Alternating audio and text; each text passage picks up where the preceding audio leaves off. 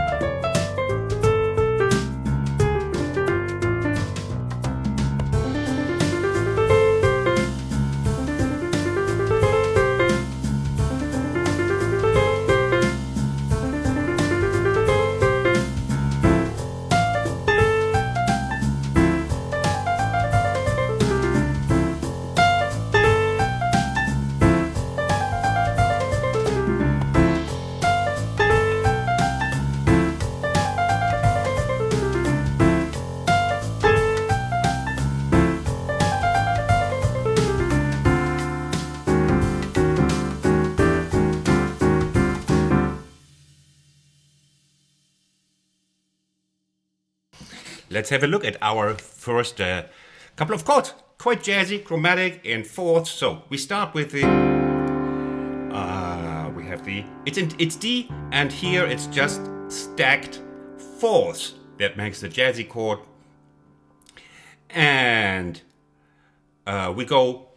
The counting comes afterwards. Okay, we need these chords here. We go chromatically up to the E flat, same structure. It's just chromatic. And we need the same in E.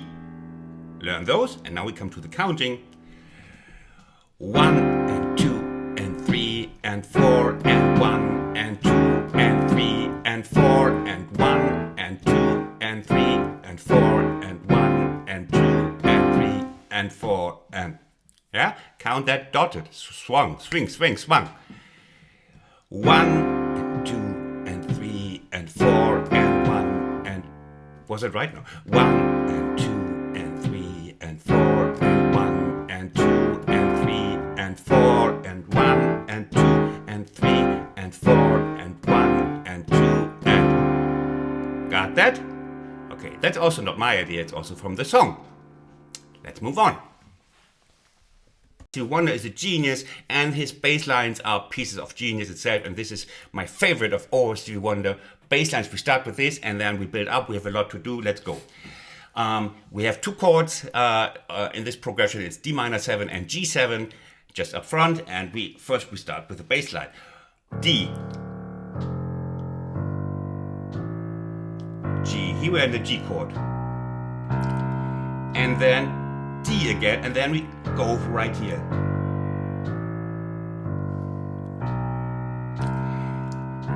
Again, we start with the D down here. 1 and 2, 3, 4. Then G. Then from here we go chromatically up. And here we go back to the F. And now we are back in the loop. And then it goes like just D.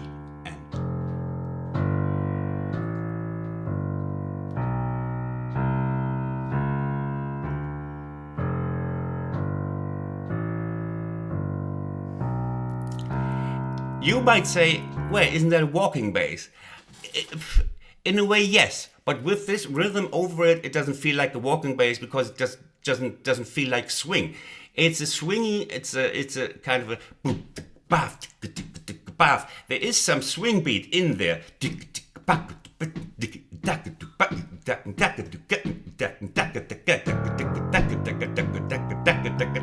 So it's not a classical walking bass from the overall feeling. Now, we have a look at the chords we're doing now.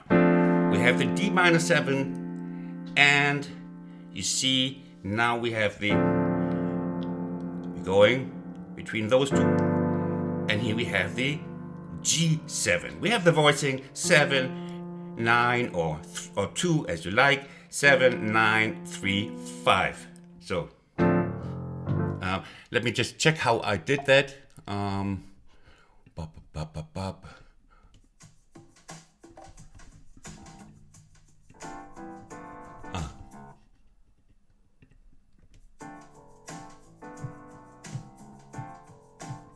Okay, here we go.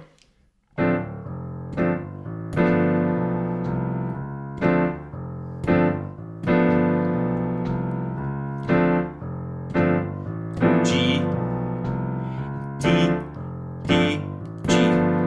Again.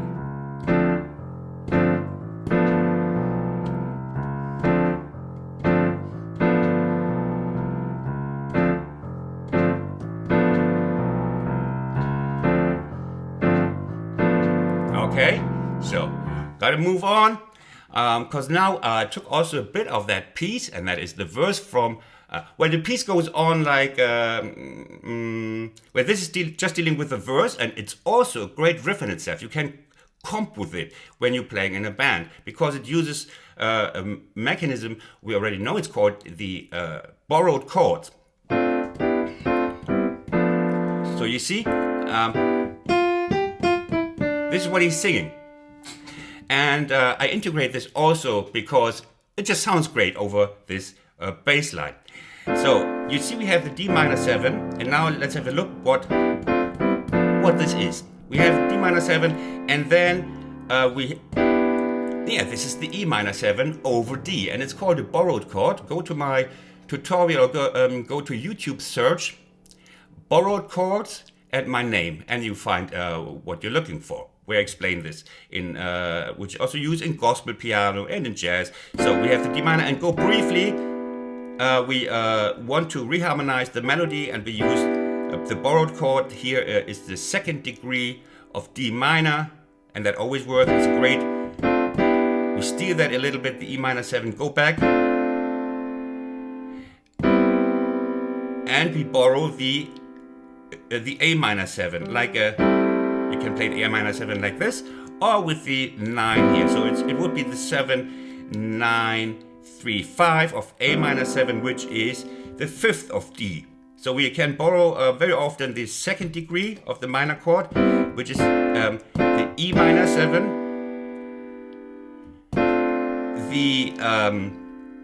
here we're back in D, and the A minor 7, which is the 5th and minor of D. Remember that. That helps you if you want to play something like D, let's say C minor 7. You know, here 5th of C. You can use that in all kinds of music. Okay, here we have, and here we are in our G7 voicing. and you still follow me, make an effort.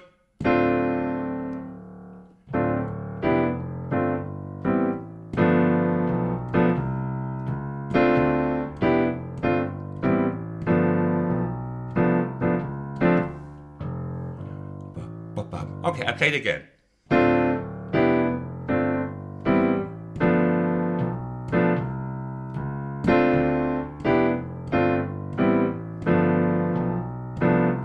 D, and then just comping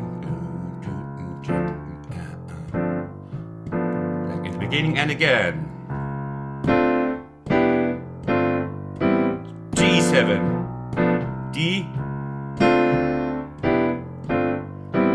G, G, G, D, and comping.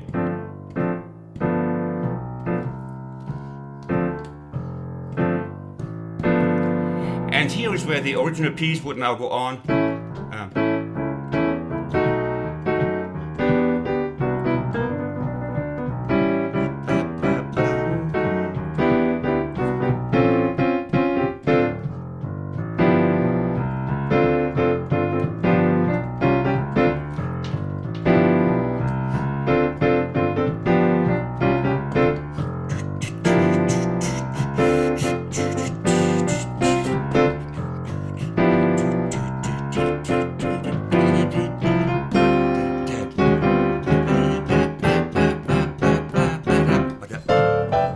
I might do a tutorial on that one, but for now, sorry that I made your mouth water right now with our delivery, but it's so much already here, and not too many. I don't know if you really wanted that tutorial. It's quite tricky, and okay, we stay with, but I might. Leave your opinion in the comments if you would like the complete tutorial for that one, okay?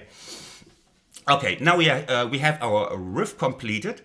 We know the bass line, you know the chords, and we want to improvise a little bit. And this time we go a little bit deeper with some stuff you have always heard in many pop or soul or funky piano solos. It's a little bit harder to play, but it's an offer.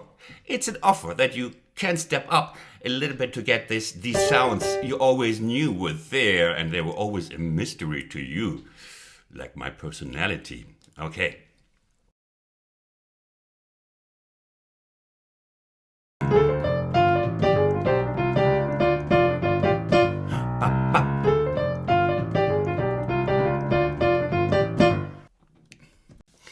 Okay, the lick number 1. Difficulty lies here.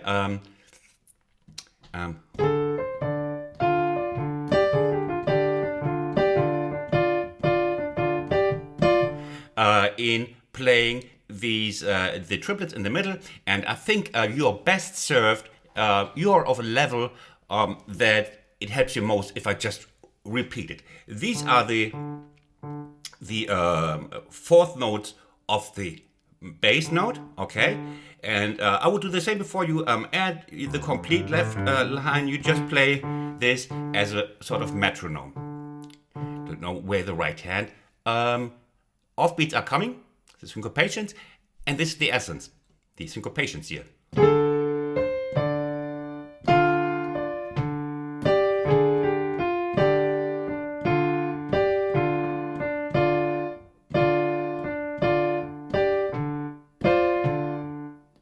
Again.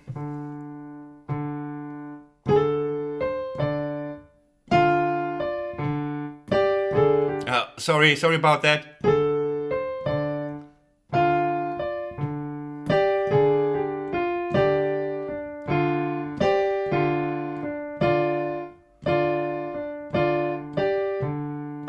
A lot of drone sounds again.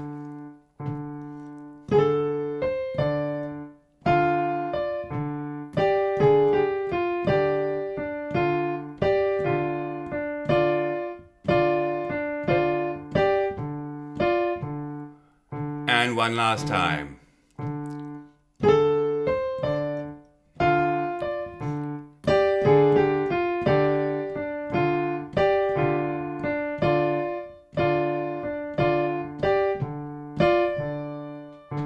And only then you speed up, still without the bass line.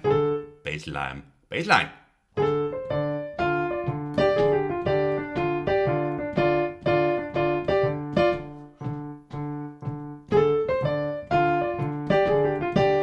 And here there's one finger setting that you should at least think about here. Here. After the 16th triplet, if you choose the third finger here, I think I do it most of the time, because I have to reach out here, here. Make sure you always use the same, because when you speed up, it has to become an automatism.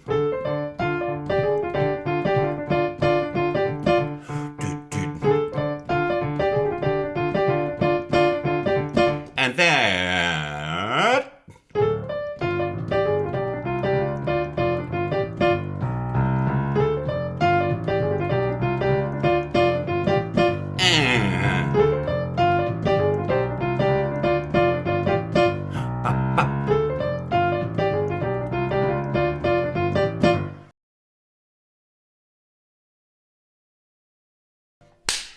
Next one.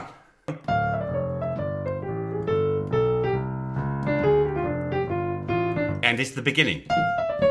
Hey, we are in D minor and we are using blues scale of D minor. Yeah, this just to remember the D minor blues scale. Is there a C sharp? No. So it feels like, hey, this is kind of a piece of garlic in my strawberry yogurt. What is it doing there? And it's a gimmick. It's a gimmick that you hear like Maceo, Kenny Dalfer, Pee Wee Ellis, whoever plays funky plays this little gimmick at one spot. You might have heard it a lot of times. It feels a bit jazzy, and it is. We're going out a little bit, you know. It's there's inside, outside the terms, inside the scale or outside the scale. And we can go briefly outside sometimes, as well as we do when we play chromatically. We are briefly outside, and here. It's a brief tension on this C sharp, only to be resolved, and it's almost always resolved in this way. It's a lick, it's a little lick. You see, we are circling the target note, the D, and it creates a little moment of tension. That sounds also a little bit funny and gimmicky. And we are back in the scale material. Okay, let's have a look. We play metronome. Christian, get sorted out. Okay.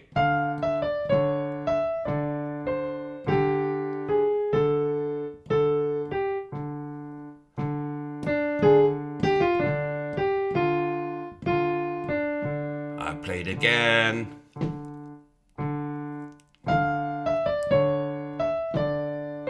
Chromatically, make sure finger setting is right, because we want to be here on the D.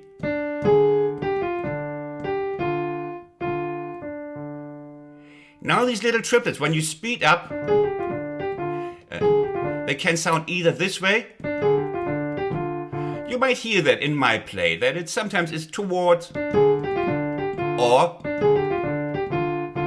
I might mix that up a little bit. So, and you can too. Okay, here I show it as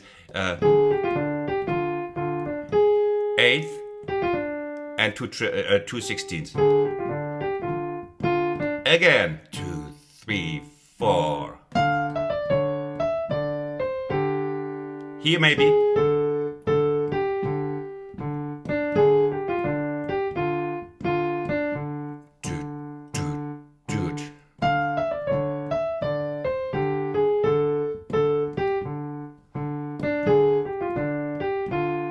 And one last time. And you can put it on slow on your YouTube player, on slow speed, half speed.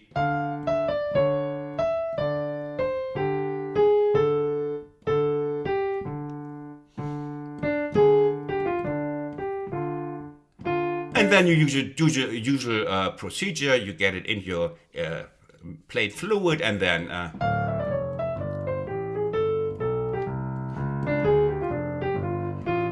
you speed it up. Okay, so we can move to the next one.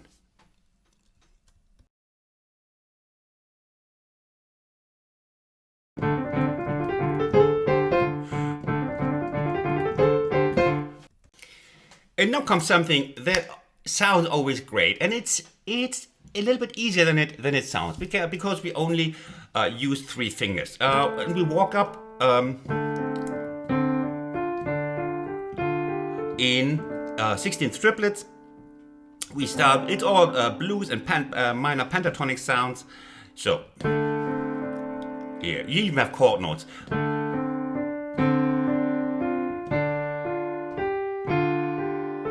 That's the first bit, you know? Chord notes,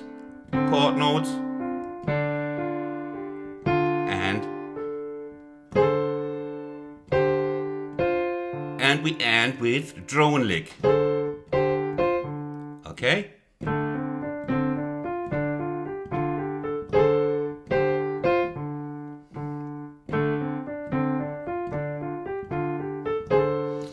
And since it's all white notes, do I play this? I actually think I play this with the 1 2 4, I believe here. But you can play it with 1 2 3. It's your choice. But just stick with one that your muscle memory remembers, even if your brain doesn't remember. Okay, so we have it's good in the hand and drone lick in the end. And you can speed up this fairly easily.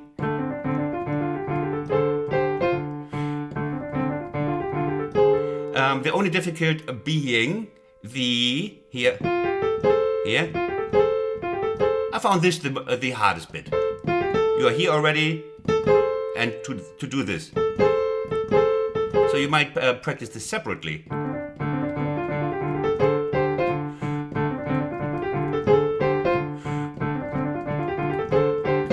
After you get this, you can play this, and it's good to know this. These runs in triplets, they're nice in the hand, and they sound great, especially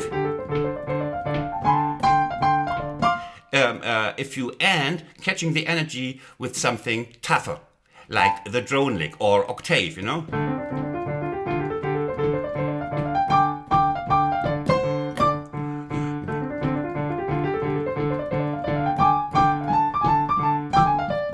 Whatever you fancy. It's a good. Keep in mind the contrast makes this brings this alive.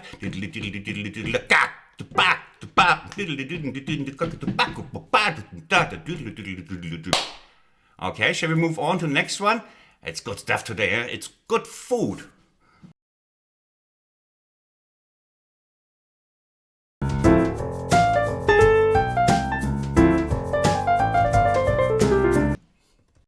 Okay, what we can do up with this, we can also play down. And there's more in this lick, because we're also giving away a little bit of chords, you know? And another little toy for your funky soul piano. First, here we are revealing a little bit chord structure with the 3, 5, 7, 9 of D minor 7, 3, 5, 7, 9, voicing, a little bit jazzy here, and we play 1, 2, and okay, yeah, this is a little bit tougher stuff, but you know, at this level you should practice a little bit because it gives octaves a little bit more punch, you know? Yeah. It needs a little bit of practice, but then it's a great professional sound, sliding both octaves. If you're not that far yet, just play the octave without this. But, you know, give it a try. Makes it a little bit more aggressive and spectacular, the octaves, the old octaves. So, 1, again we play this metronome in the left hand, 1, 2.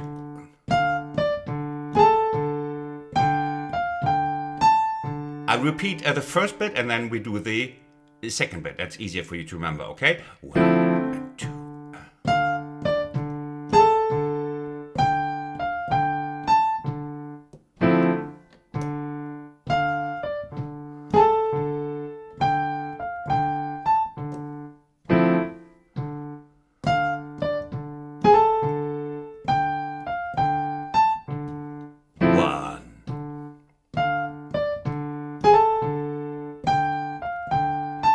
And now we come, it's a two-bar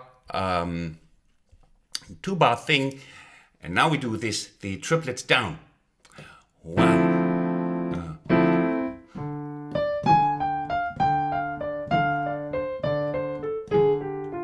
And it's very nice in the hand. One. We start on the flat 5 and now we go blue scale. Hey, it's blue scale. Now I play here the 5th, 4th finger on the F. Remember that? Hold on, one.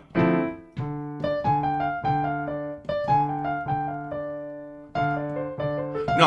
I do it. Hold on. I hope I do it like this. Anyway, you should do it like this. 1, 2. This bit is easy now. Play the 5th finger, yeah? Because then you have the second part. You have, which is okay. And here, yeah, 5th finger. And then you move over to the flat 5 of D again. Our weak finger. The black key is stretching its neck out to our weak finger. How wonderful. Okay. 1, 2.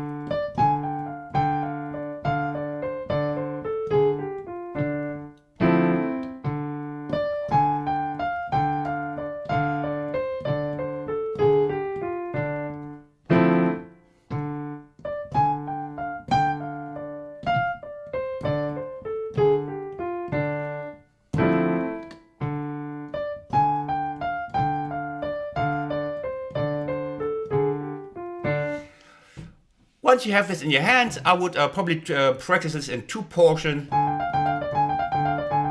And then this one. Okay, and then you speed up, you do the usual thing. Slowly first.